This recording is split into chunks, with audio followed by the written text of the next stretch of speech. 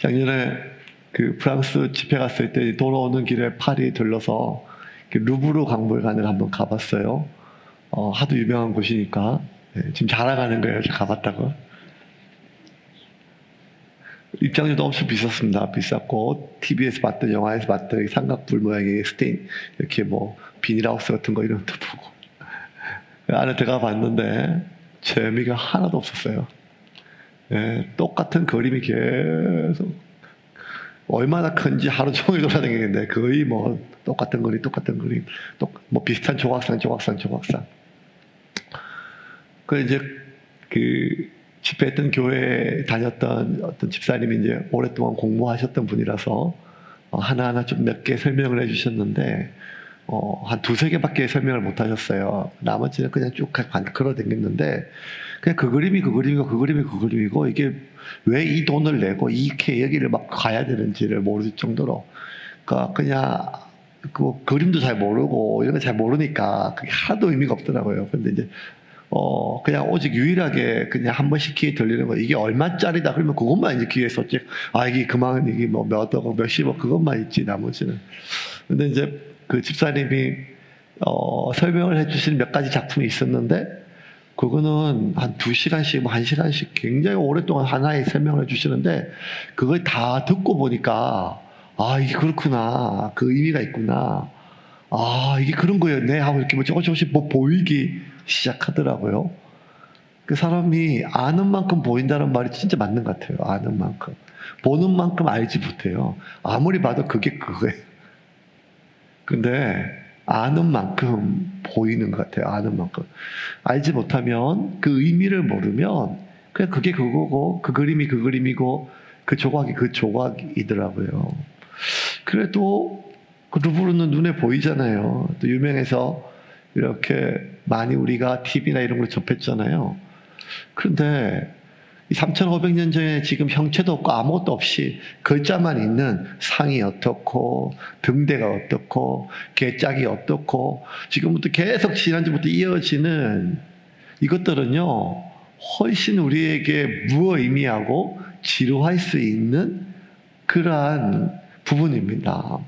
그런데 여러분, 하나님께서 우리에게 기록을 남기신 말씀은요, 분명히 의미가 있거든요. 뜻이 있고 하나님의 이유가 있으세요. 이 성막과 성전이 있는데요. 어떻게 보면 성막은요, 겨우 40년 정도, 나중에 뭐 뒤에 이렇게 뭐 솔로몬 성전 되기 전까지 좀 있긴 있었지만 주된 역할은 광야 40년의 역할이거든요.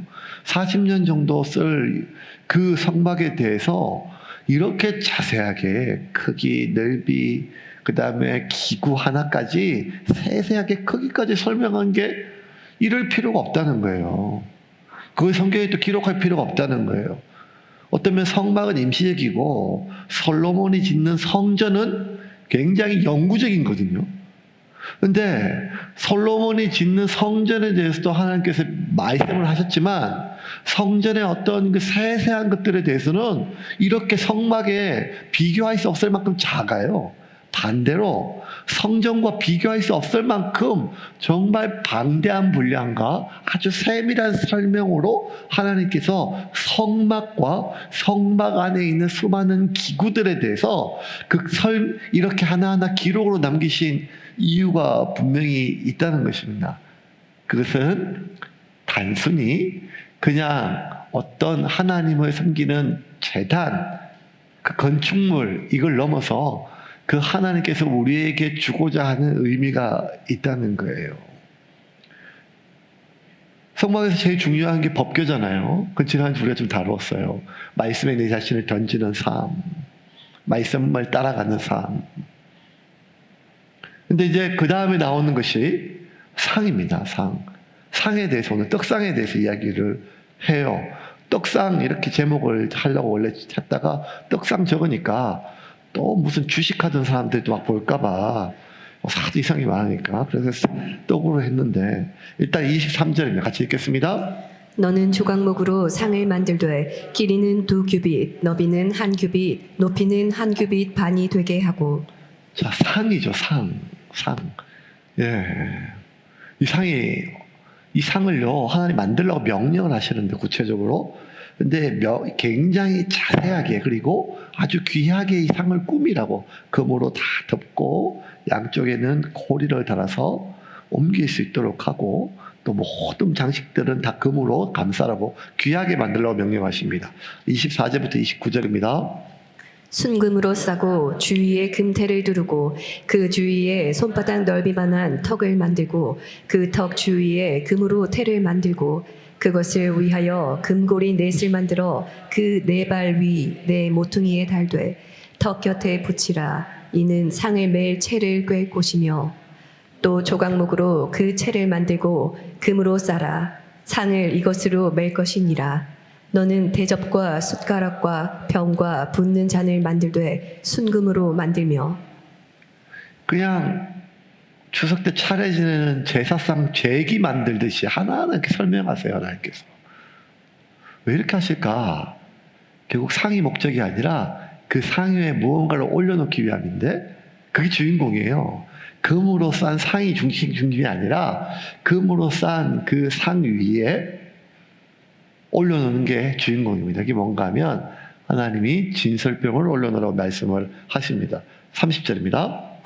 상 위에 진설병을 두어 항상 내 앞에 있게 할지니라.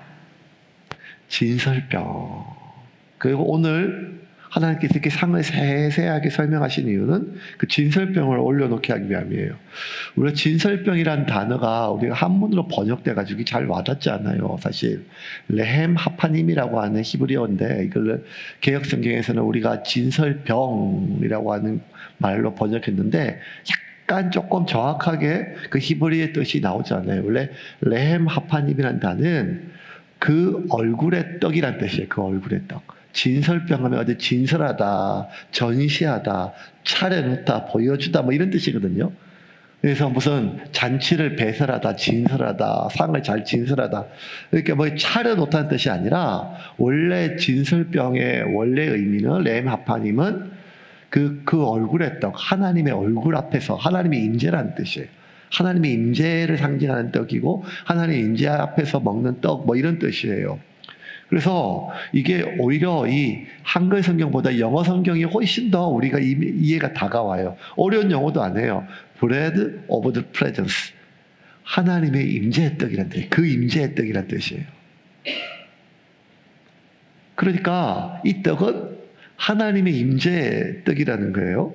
그래서 여러분, 일반적으로 제사상에 올리는 송편처럼 조상님도 드세요 하고 올리는 떡이 아니라, 이 진설병은 하나님 맛있게 드세요라고 하나님 앞에 진설되는 떡이 원래 1차적인 의미가 아니에요.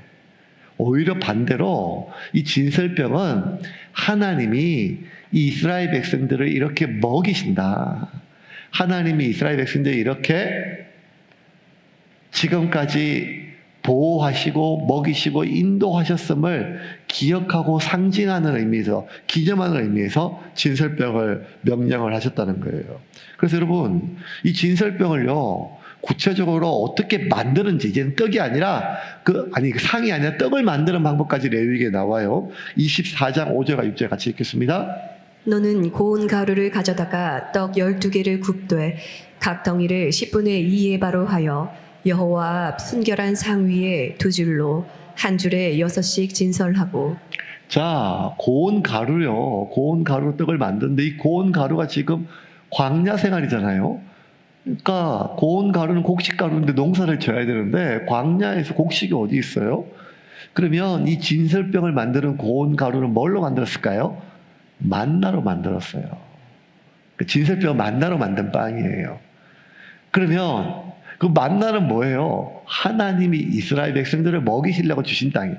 만나는 하나님이 먹으시려고 만드신 빵이 아니라 하나님이 이스라엘을 먹이시려고 내리신 하나님의 양식이잖아요.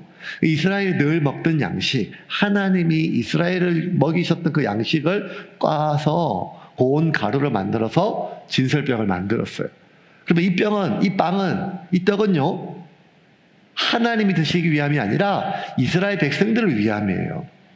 실제로 이 떡을요, 이 제사장들이 먹었어요. 안식일이 지나고 나면 7일이 지나고 나면 8절과 9절 같이 읽겠습니다. 레위기 같이 읽겠습니다. 안식일마다 이 떡을 여호와 앞에 항상 진설할지니 이는 이스라엘 자손을 위한 것이요 영원한 언약이니라. 이 떡은 아론과 그의 자손에게 돌리고 그들은 그것을 거룩한 곳에서 먹을지니 이는 여호와의 화제 중 그에게 돌리는 것으로서 지극히 거룩함이니라. 이는 영원한 규례니라. 안식일마다 이 떡을 여호와 앞에 항상 진설할 것이다. 차려놓을 거다 그래요. 왜? 이는 누구를 위한 것이라고요? 이스라엘 자손을 위한 거. 하나님을 위한 것이 아니라 이스라엘 자손을 위한 거예요.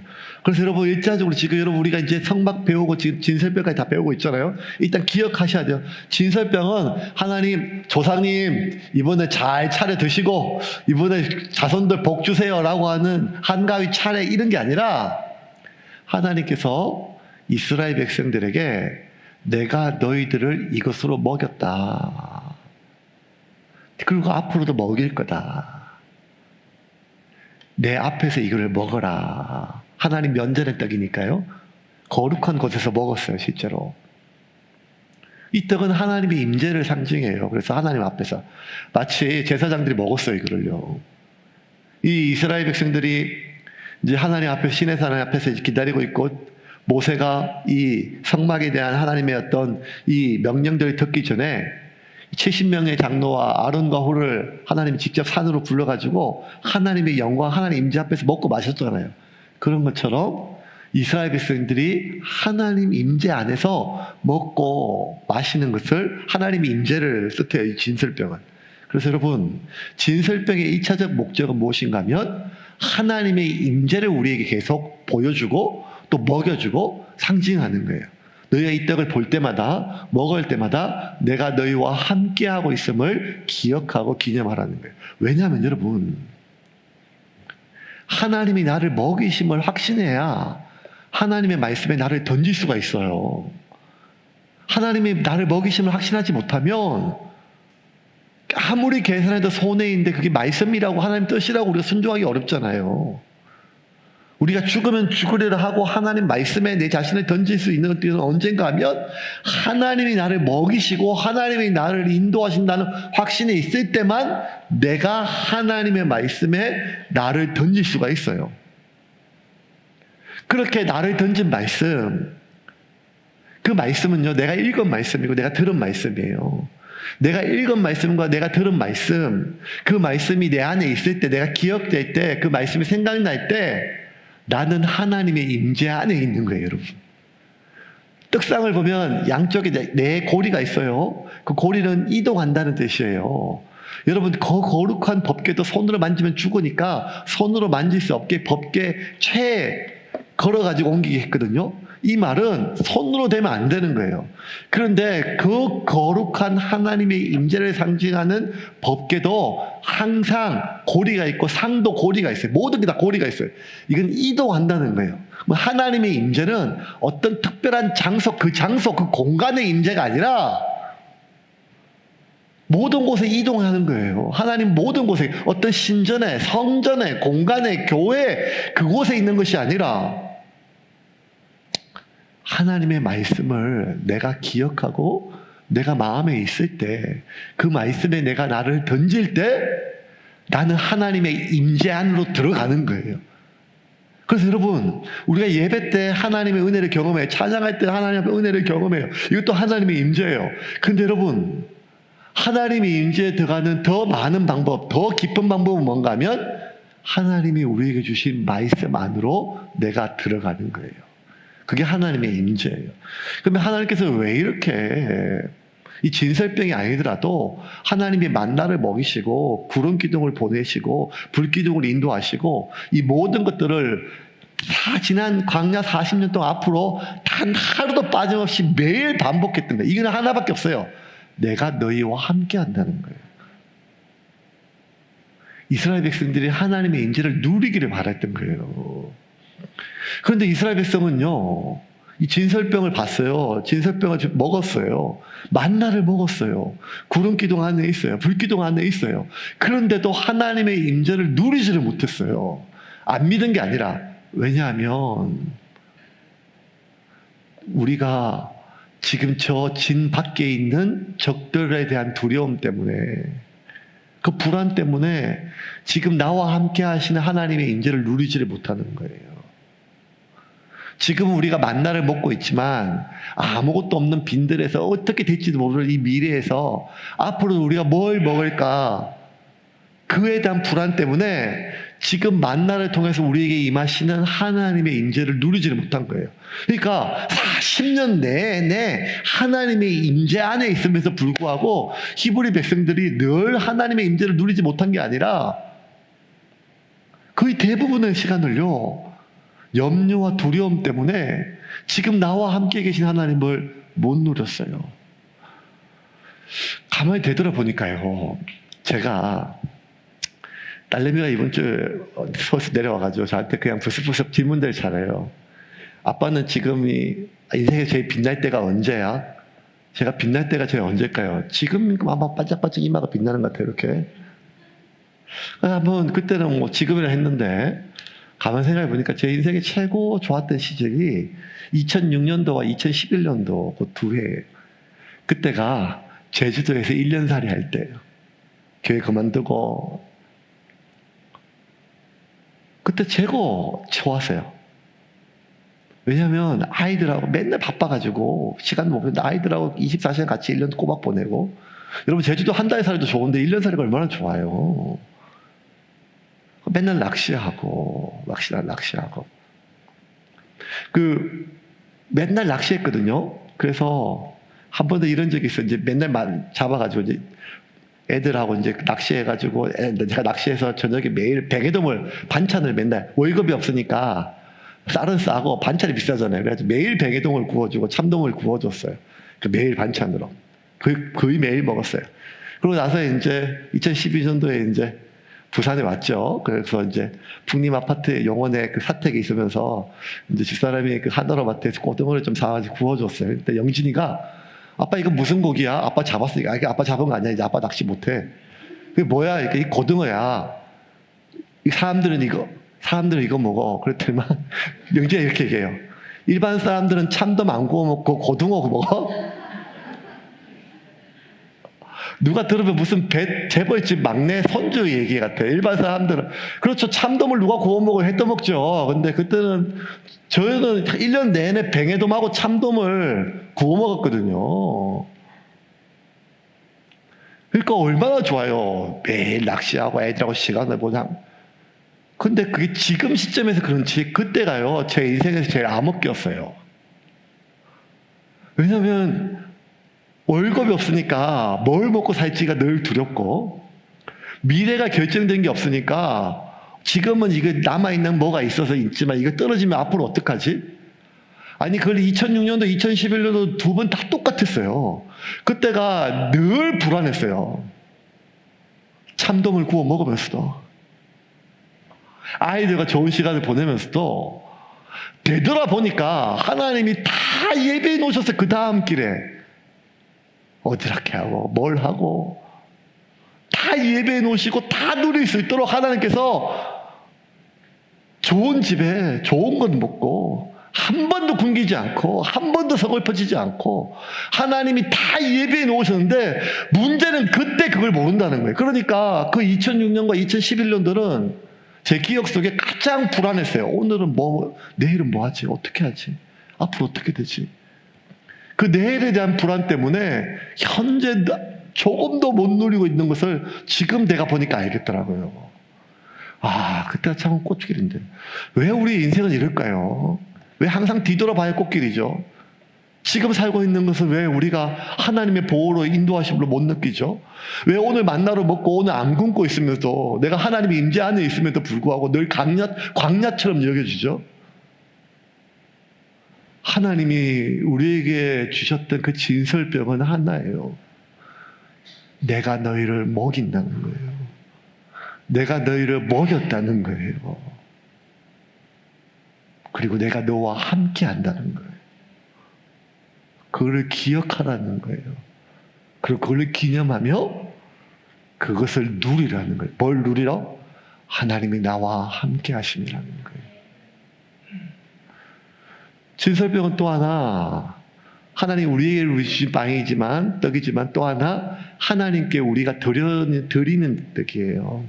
근데 하나님께 드리는 떡 중에 이 진설병이란 게요, 무교병이에요. 무교병이란 것이 한자로 이 누룩이 없는 병이라는 거예요. 누룩이 없는 떡.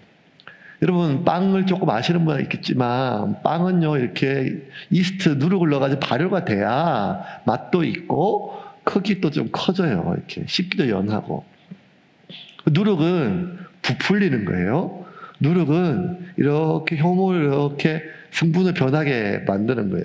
그게 커지고 맛있어요. 그러면 기왕이면 하나님이 우리에게 받으시는 거를 좀 큰 빵 부풀려가지고 또 멋있는 빵 그리고 또 뭔가 맛있는 빵 이걸 우리에게 받으셔야 되는데 하나님이 우리한테 명령하신 것은 그냥 누룩 넣지 말고 무교병으로 있는 것 그대로 있는 모양 그대로 우리에게 하나님께서 드리라고 말씀을 합니다.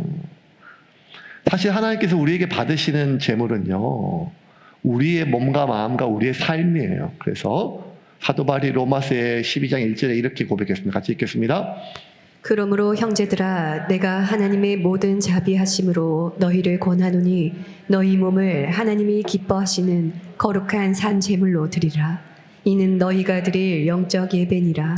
이는 너희가 들을 영적 예배니라. 뭘로? 너희 몸을 기뻐하시는 산 제물로 드리라. 여러분, 제물이란 말은 히브리 백성들이 받았을 때 다 죽어 있어요. 어떤 제물도 살아있지 못해요, 여러분. 식물이든 동물이든 제사가 끝나고 나면 모든 제물은 죽어 있어요. 동물은요, 각을 떠지요, 죽여서 태우잖아요. 온전히 남아있는 제물이 어디 있어요? 식물은요, 다 어깨 가지고 기름을 짜요. 즙을 짠단 말이에요. 그러면 어떤 제물도 제사가 끝난 뒤에 드려진 뒤에 살아있을 수가 없어요. 그런데 사도 바울은 하나님이 우리에게 원하시는 제물은 살아있는 제물이라는 거예요. 그 어떠한 짐승, 그 어떠한 떡도 아니라 우리의 삶, 우리가 드리는 그 우리의 말과 우리의 행동, 살아있는 우리가 하는 말, 살아있는 우리의 행동이, 하나님의 자녀의 행동이 하나님이 가장 받고 싶어 하시는 제물이라는 거예요. 그래서 여러분 오늘 또 기억하세요. 오늘 두 번째 기억할 것. 진설병 하나님의 임재고 또 하나는 뭔가 하면 우리가 하는 말은 하나님이 받으시는 제물임을 믿으시길 바랍니다. 여러분, 우리가 하는 모든 말을 세 존재가 들어요. 첫 번째 누가 듣는가 하면 내가 들어요. 내가 하면서. 두 번째 상대방이 듣지요. 하지만 내가 하는 모든 말을 하나님이 들으십니다. 그리고 그 말을 하나님이 제물로 받으세요. 그래서 하나님이 가장 힘들어하는 건 뭔가 하면 우리가 하나님께 드리는 제물과 우리의 말이 다를 때예요. 우리가 하나님께 드리는 제물과 우리의 행동이 다를 때예요.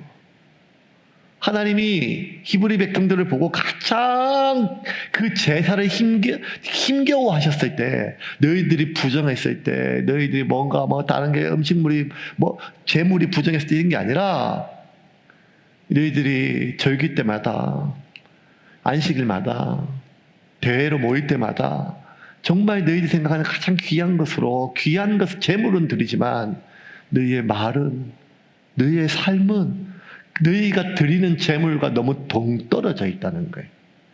그걸 하나님은 역겨움으로 받으셨어요.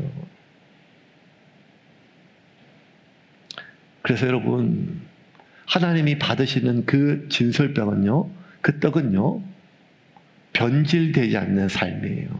거짓이 없는 삶. 하나님이 받으시는 산 제물은요, 부풀리지 않는 떡이에요. 과장 없는 말이에요. 그래서 여러분, 가장 신앙인다운 삶은요, 훌륭한 삶이 절대 아니에요. 오해하시면 안 돼요. 여러분, 우리는 믿는 자를 우리가 믿지 않는 자보다 더 훌륭할 수 없어요. 오해하시면 안 돼요. 모든 사람이 죄인이에요. 아무리 노력을 해도. 하나님이 원하시는 삶은 더 나은 삶이 아니라 진실된 삶이에요. 진실된 삶. 하나님이 받으시는 떡은 큰 떡이 아니라 맛있는 떡이 아니라 있는 모습 그대로 받으신다는 거예요. 부풀렸거나 변질된 걸 하나님 받지를 않으십니다. 그래서 여러분, 하나님이 가장 힘들어하는 게 부풀려진 것과 거짓된 거예요. 이게 하나님. 그래서 여러분, 가장 하나님과 반대점에서 있는 게 사탄이잖아요. 사탄의 정확한 이름은 하나님이 처음 부르는 게 뭔가 하면 거짓의 아비예요. 예수님조차도 예수님이 가장 싫어하는 대상이 있어요. 예수님이 웬만하면 다 용서하셨거든요. 상한 갈대도 꺾지 아니하시고 꺼져가는 심지도 끄지 않으셨어요. 심지어 자기를 향하여 채찍질 들고 창으로 찌르고 못 박고 채찍질하고 마지막까지 조롱해도 하나님 저들의 죄를 용서하여 주시옵소서. 이게 예수님이에요. 그런데 이런 예수님도 보면 분노를 참지 못했던 유일한 두 대상이 있어요. 그게 사도개인과 바리새인이에요. 이 바리새인이 훌륭하지 않아서 아니에요. 세리도 창기도 실제로 그렇게 삶이 무너졌던 사람들, 더러웠던 사람들 하나님 다 받으셨어요, 예수님. 근데 왜 이토록 하나님께서 바리새인과 사두개인의 죄를 못 견뎌서, 아니 가늠하던 현장에 잡혀있는 죄도 예수님이 용서하셨잖아요. 죄를 하나님께서 싫어하는 게 아니에요. 용납 못하는 게 아니에요. 수고하고 무거운 짐진 자들아 다 내게로 오라. 그 짐이 다 죄의 짐이잖아요. 하나님이, 예수님이 가장 싫어한 게 뭔가 하면 바리새인과 사두개인의 누룩이에요. 누룩. 그 누룩이 뭔가 하면 부풀리고 과장되는 거예요. 변질시키는 거예요. 예수님께서 마태복음 16장 5절과 12절 이렇게 말씀하십니다. 같이 읽겠습니다. 제자들이 건너편으로 갈새 떡 가져가기를 잊었더니 예수께서 이르시되 삼가 바리새인과 사두개인들의 누룩을 주의하라 하시니 제자들이 서로 논의하여 이르되 우리가 떡을 가져오지 아니하였도다 하거늘 예수께서 아시고 이르시되 믿음이 작은 자들아 어찌 떡이 없으므로 서로 논의하느냐 너희가 아직도 깨닫지 못하느냐 떡 5개로 5,000명을 먹이고 주운 것이 몇 바구니며 떡 7개로 4,000명을 먹이고 주운 것이 몇 광줄이었는지를 기억하지 못하느냐 어찌 내 말한 것이 떡의 관함이 아닌 줄을 깨닫지 못하느냐 오직 바리새인과 사두개인들의 누룩을 주의하라 하시니 그제서야 제자들이 떡의 누룩이 아니오 바리새인과 사두개인들의 교훈을 삼가라고 말씀하신 줄을 깨달으니라. 바리새인들의 누룩이 뭐였는가 하면 과장이었어요. 그것보다 포장이 심한 거예요. 이런 포장이 요란할 수 있는 것은 뭔가 하면 속에 있는 내용물을 감추기 위함이에요. 마치 무덤을 보면, 누구나 무덤을 보면 그 안에 시신이 썩고 있으면 알 수 있잖아요. 그런데 시신이 썩고 있는 게 무덤이에요. 그런데 그 무덤을 하얗게 회칠한다는 거예요. 안에 썩어가고 있는 것을 보지 못하고 밖에 있는 것으로만 착각하게 만든 이 부풀리고 과장된 이 바리새인들의 누룩되는 이 외식을 예수님 견디지를 못한 거예요. 왜냐하면 아니 뭐 과장할 수도 있죠. 과장할 수도 있죠. 저도 설교 준비하면서 뭐 너무 제 기질에 제가 좀 과장을 많이 하거든요. 왜냐하면 저는 이 정서적 공유가 되게 중요하기 때문에 제가 느끼는 이 느낌을 전달하기 위해서 좀 많이 막 과장해요. 그래서 말이 좀 세고 표현이 세요. 네. 이게 과장이 죄인가? 아니라죠. 하나님께서 죄를 그렇게 경멸하는 게 아니라 죄를 죄로 인정하지 않는 것이 위험하다는 거예요. 바리새인들은 외식을, 과장을, 부풀림을, 자기를 포장하는 것을 죄로 여기지 않았어요. 그것을 오히려 삶의 지혜로 여겼어요. 그래서 여러분, 어떤 사람이 제일 만나보면 피곤한가 하면 이 사람이 하는 말의 액면가를 잘 그대로 받기가 어려운 사람이 있어요. 이게 지금 하라는 말이야, 하지 말라는 말이야. 지금 짬뽕을 시키란 말이야, 짬뽕을 시키지 말란 말이야. 네가 먹고 싶은 거 시켜 해놓고 남 짬뽕은 싫어해. 이렇게 하는 말이 짬뽕이 먹고 싶거든요. 저희 집 얘기하는 게 아니에요, 지금.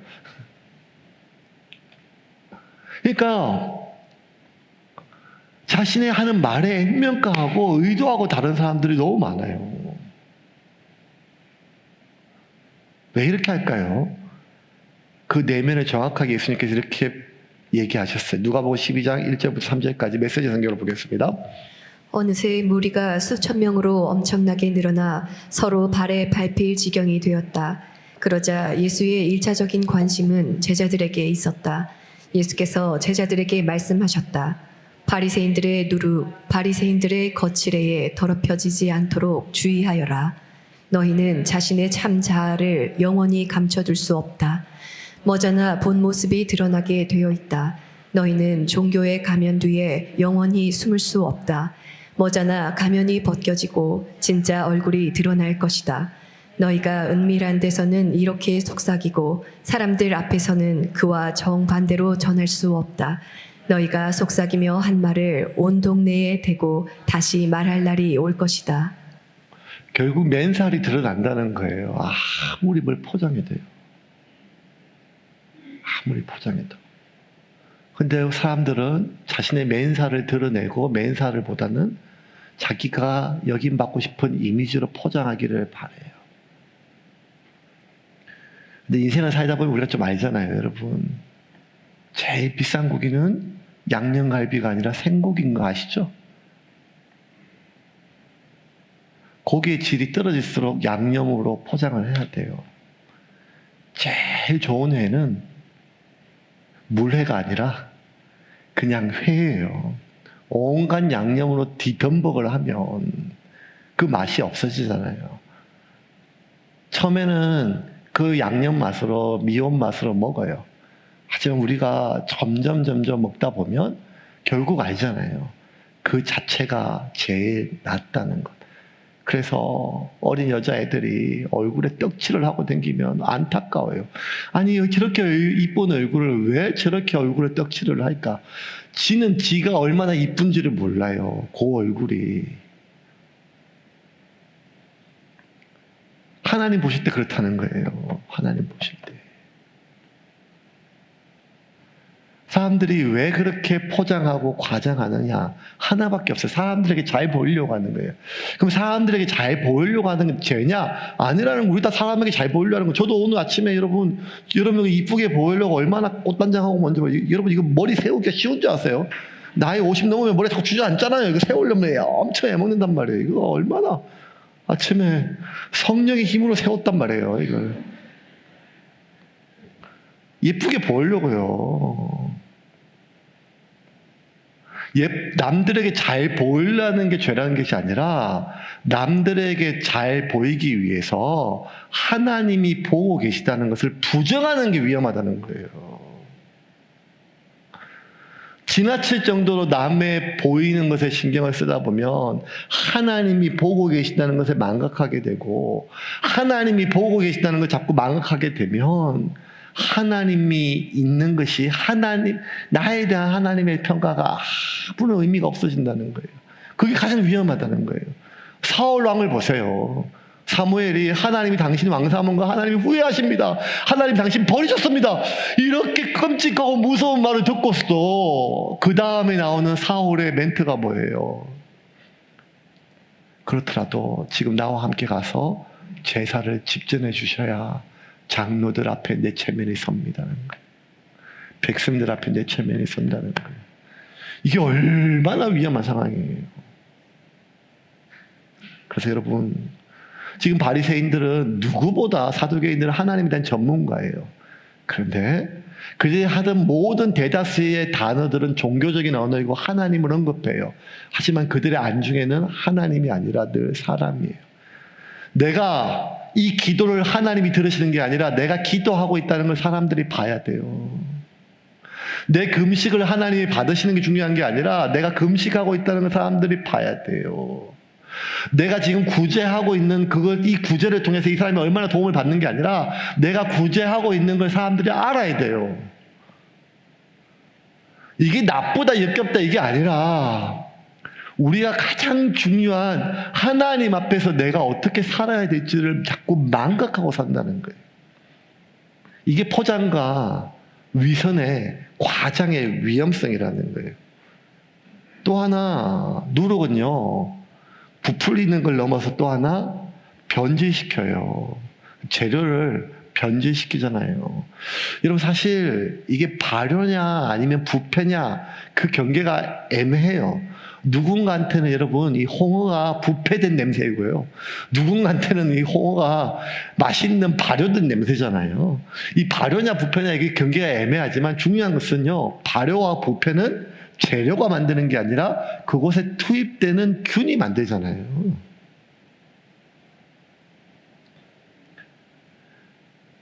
이 바리새인과 사두개인들의 가장 위험성은 부풀린 걸 넘어서 말씀을 오염시켰어요. 변질시켰어요.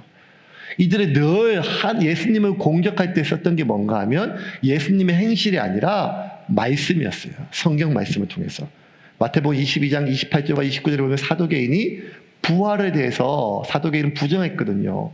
그러니까 아니 형이 죽고 그러면 형수가 형사치수죄가 있어가 동생한테 시집가고 동생이 또 죽고 그러면 또 형수가 그 셋째 동생을 시집가고 일곱째 동생까지 다 죽고 나중에 천국 가면 이 여인은 누구의 아내인가 이렇게 묻는 것. 마태복음 22장 28절부터 29절 같이 읽겠습니다. 그런즉 그들이 다 그를 취하였으니 부활 때에 일곱 중에 누구의 아내가 되리이까? 예수께서 대답하여 이르시되 너희가 성경도 하나님의 능력도 알지 못하는 거로 오해하였도다. 성경도 하나님의 능력도, 여러분 인간이 어떻게 영의 세계를 알 수 있어요? 지금 육체 안에 3차원의 이 몸 안에 시간과 공간에 갇혀 있는 우리가 어떻게 사후에 영의 세계 4차원, 5차원 시간과 공간의 제약을 뛰어넘는 그걸 어떻게 이해할 수 있어요? 그런데도 마치 그 시간과 공간을 창조하신 창조주 예수님께 말씀을 근거로 공격을 해요. 말씀을 변질시키는 거죠. 바리새인들도 마찬가지입니다. 말씀을 통해서 계속 예수님을 공격해요. 마태복음 22장 34절과 36절입니다. 예수께서 사두개인들로 대답할 수 없게 하셨다 함을 바리새인들이 듣고 모였는데 그 중에 한 율법사가 예수를 시험하여 묻되 선생님, 율법 중에서 어느 계명이 크니이까? 율법 중에 뭐가 크냐고. 다 성경을 앞세워서 예수님을 공격했어요. 여러분 오늘 기억할 때 마지막입니다. 하나님의 사람은 성경을 말씀을 따라가는 사람이지 말씀을 앞세우는 사람이 절대 아니에요. 근데 많은 사람들이요, 그 말씀을 따라가는 삶이 아니라 자기가 가고자 하는 방향의 말씀을 땡겨와요. 구름 기둥이 가야 내가 가지요. 내가 가고 싶은 곳에 구름 기둥을 어떻게 땡겨올 수 있어요? 구름 기둥을 땡겨오지 못하니까 사람들이 뭘 하는가 하면 법궤를 땡겨와요. 법궤를. 사무엘상 4장에 보면 블레셋과의 전투에서 저요, 홈리와 비느하스의 죄 때문이에요. 엘리의 가문의 죄 때문이에요. 하나님이 허락한 전쟁이 아니에요. 그러니까 지니까 이제 우리가 하나님 말씀을 땡겨오자, 법궤를 땡겨오자, 이 전쟁 앞세워서. 4장 3절입니다. 같이 읽겠습니다. 백성이 진영으로 돌아오매 이스라엘 장로들이 이르되 여호와께서 어찌하여 우리에게 오늘 블레셋 사람들 앞에 패하게 하셨는고 여호와의 언약궤를 실로에서 우리에게로 가져다가 우리 중에 있게 하여 그것으로 우리를 우리 원수들의 손에서 구원하게 하자 하니. 여러분, 법궤를 가져온다고 전쟁에 이길 수 있는 게 아니거든요. 하나님을 따라가야죠.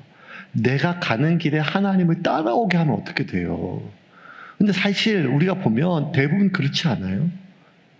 하나님의 뜻이 어디 있는지를 지금 보는 게 아니라 내가 가고자 하는 뜻에 하나님이 따라오기를 늘 바라세요. 말씀을 따라가는 삶이 아니라 말씀을 앞세워요. 합리화시켜요. 이거 정당하다는 거예요. 나의 욕구를 하나님의 말씀으로. 여러분 이거 진짜 위험해요. 진짜 위험해요. 제가 대학교 4학년 때 이제 대학교 1학년 때 신체 검사에서 이제 군대 면제가 됐어요. 대학교 안 가잖아요.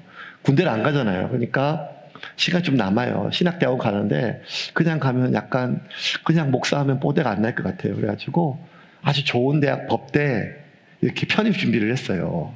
예. 그래서 총신대학교 신학과 졸업 그 다음에 뭐 목사 김유교보다 뭐 총신대 신학과 졸업, 뭐 고려대 법학과 졸업, 뭐 김유교 목사하면 더 뽐날 것 같아요. 그래가지고 이제 법대를 편입을 준비하는데 자꾸 마음속에 어떻게 생각이 드는가, 하나님 뜻인가 아닌가 궁금한 거예요. 막 제가 온갖 명분, 나중에 법무사가 돼가지고 난 자비랑 선교할 거야. 그래서 법무사 돼서 교회 원부 안 받고 월급 안 받고 사시 공부할 자신은 없고 그냥 꼴랑 법무사, 그것도 어려운 줄도 모르고 하나도 모르니까 무식하니까 그렇게 해가지고 그냥 이제 편입 준비하려고 하면서 그 마지막 하나님 뜻을 구한다고 기도원 갔거든요. 그래서 3일 동안 기도했어요. 근데 하나님 응답을 받았어요. 어떤 응답인가 하면 3일 내내 성경을 읽었는데 하나님 말씀 하나 읽었어요. 네가 뭘 계획하든지 내가 다 이루라. 그 말씀을 내가 받았어요. 하나님께 말씀을 받았다고 하나님 응답이라 가지고 와가지고 1년 내내 그냥 쓸데없이 법대 편입 공부 맨날 그거 하고. 여러분 그때 읽었던 말씀 중에 너 조심하라 이런 말씀이 얼마나 많은지 몰라요. 다 스킵이에요. 다. 사람은 자기가 보고 싶은 것만 보고 듣고 싶은 것만 듣잖아요. 여러분 하나님의 말씀을 앞세우고 합리화시키는 게 얼마나 많아요. 그런 교회가 얼마나 많이 있어요. 그런 종교인이, 그런 목사가, 그 최고 능한 사람이 목사예요. 성경 말씀을 다 알고 있으니까, 많이 알고 있으니까, 많이 있으니까 귀에 걸면 귀걸이, 코에 걸면 코걸이. 바리새인보다 성경을 많이 알고 있는 사람이 누가 있어요. 늘 성경을 앞세워요. 그냥 자기 부모에게 주지 마. 부모에게 돈 주기 싫으니까 고르반 해가지고 하나님께 드렸다 하고. 온갖 걸로. 여러분, 어떤 성경 한 구절 내가 찾았다고, 내가 듣고 싶었던 말 한 구절 딱 붙잡았다고, 이거 하나님이 내게 주신 응답이라고, 잘못된 방향으로 하나님의 확신을 부여하는 것이만큼 얼마나 인생의 악수가 되는지 몰라요. 잘 모를 때는 그냥 잘 모르는 게 맞아요. 왜냐하면 우리의 인생을 망칠 때 정말 큰 악수는 내가 하나님의 뜻이라고 착각했던 수가 하나님이 내 악수일 때가 많다는 거예요. 법궤를 가지고 와서 전쟁을 했는데 그 결과 어떻게 된가 하면 거전에 졌을 때 조금 죽었는데 법궤를 앞세우고 전쟁했는데 이스라엘 전멸했어요. 다 죽었어요.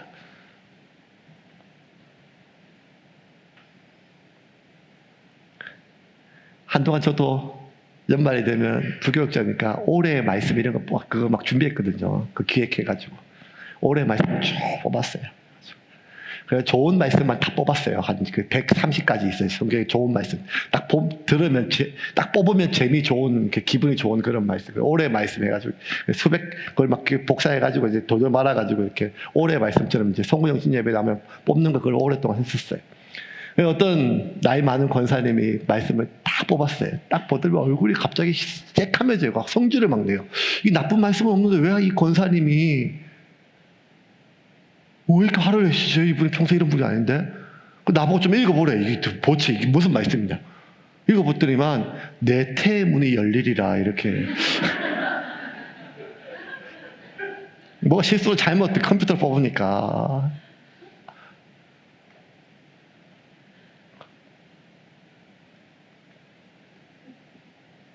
하나님 말씀 뽑기는 아니거든요. 근데 정말 많은 사람들이 자기의 간절한 소원인데 이게 자기도 지금 약간 이게 내 욕심 같으니까 불안한 거예요. 그럼 차라리 하나님께 허락을 구해야 되지. 이게 하나님의 뜻이라고 거짓된 확신으로 자기를 위로할 필요는 없다. 이게 위험하다는 거예요. 그런 게 너무 많아요. 오늘날 약간 신비주의 비슷하게 말씀 한 구절, 뭐 한 구절 또 올랐다 하고 들었다 하고. 그래서 여러분 하나님의 말씀을 변질하는 게 가장 위험합니다. 그게 이단이잖아요. 신천지처럼 예수님 언제 오신다고 막 계산하고. 그게 아니라 하나님이 내게 주신 뜻, 하나님이 내게 주신 뜻 이게 맞느냐 아닌지 남을 우리가 판단할 필요 없어요. 왜냐하면 남은요 우리가 기가 막히게 잘 판단돼. 그거 막 나 하나님 뜻이야 이게 막 하나님 뜻이야 이렇게 하게 해도 우리가 봤을 때 지 욕심이 다 보여요. 왜냐하면 내가 내 자신을 잘 몰라요. 그러면 내가 내 자신을 점검할 때 한 가지 중요한 지표가 있어요. 이 결정이 결국에는 하나님을 위한 것인가 타인을 위한 것인가 아니면 나의 이익을 위한 것인가 이걸 보면 돼요. 그럼 애매해요. 이거 하나님을 위한 거예요. 나도 좋지만 하나님을 위한 거야. 그러면 나를 위할 가능성이 많아요. 야, 지금 이게 다 엄마 좋자고 하는 거야. 다 너를 위한 거지? 이런 건 다 걔를 위한 게 아니라 엄마를 위한 게 많아요. 어떤 일을 결정할 때 명확한 게 너무 많잖아요. 명확한 걸 먼저 선택하면 돼요. 그런데도 불구하고 뭔가 내가 중요한 결정인데 이것이 혼란스러울 때 이게 하나님 뜻일까 아닐까 알 수 있을 때 그때 이게 하나님을 위한 것이고 타인을 위한 것인가 아니면 나를 위한 결정인가를 보면 실수가 줄어들 거예요. 이제 말씀을 좀 정리하겠습니다. 하나님께서 우리에게 상을 만들고 그 위에 진설병을 올리라고 하셨던 말씀은 두 가지예요. 내가 너를 먹인다. 내가 너를 먹였다. 그리고 내가 너를 먹이고 먹인다는 것은 내가 너와 함께 한다는 거예요. 제발 너와 함께 하고 있는 나를 좀 보라는 거예요. 네 말을 들을 그 사람만 생각하지 말고 네 행동을 보고 있는 사람만 보지 말고 지금 너와 함께 하고픈 아니 정확하게 너와 함께 하고 있는 나를 누리고 싶게 만들고 싶은 내 소원대로 나를 보라는 거예요. 사람 앞에 하지 말고 하나님 앞에 하라는 거예요. 그렇지 않으면 우리는 자꾸만 말이 과장돼요. 포장돼요. 하나님 앞에 살아가라는 거예요. 그렇지 않으면 우리는 자꾸 하나님의 말씀조차 오염시키고 변질시켜요. 결국 여러분 진실에 대한 문제인데 왜 거짓인가? 왜 자꾸 사람들이 과장하고 왜 가작이 포장하고 왜 그렇게 거짓된 삶을 사는가? 한 가지 이유밖에 없어요. 거짓된 사람은 거짓의 영이 많기 때문이 아니라 두려움의 영에 사로잡혔기 때문이에요. 진설병은 하나님이 임재 앞에서 하나님 앞에서 먹고 마시는 삶이에요. 내가 훌륭해졌을 때 하나님 부른 것이 아니에요. 내가 깨끗해졌을 때 부른 게 아니에요. 지금 와서 먹고 마시라고 그랬어요. 있는 모습, 내 있는 모습 그대로를 용납하신 하나님을 우리가 믿을 때 우리는 굳이 나를 치장하고 포장하고 과장하지 않고 변질시키지 않는다 할지라도 세상을 온전히 살아갈 수 있음을 믿으시기를 바랍니다. 오해하시면 안 돼요. 또 집에 가서 또 눈썹 문신을 지운다 이러면 안 돼요. 더 힘드니까. 이번 한 주 여러분 하나님 앞에서 그렇게 진실된 삶을 살아가는 저와 여러분 되기를 주님의 이름으로 축원합니다.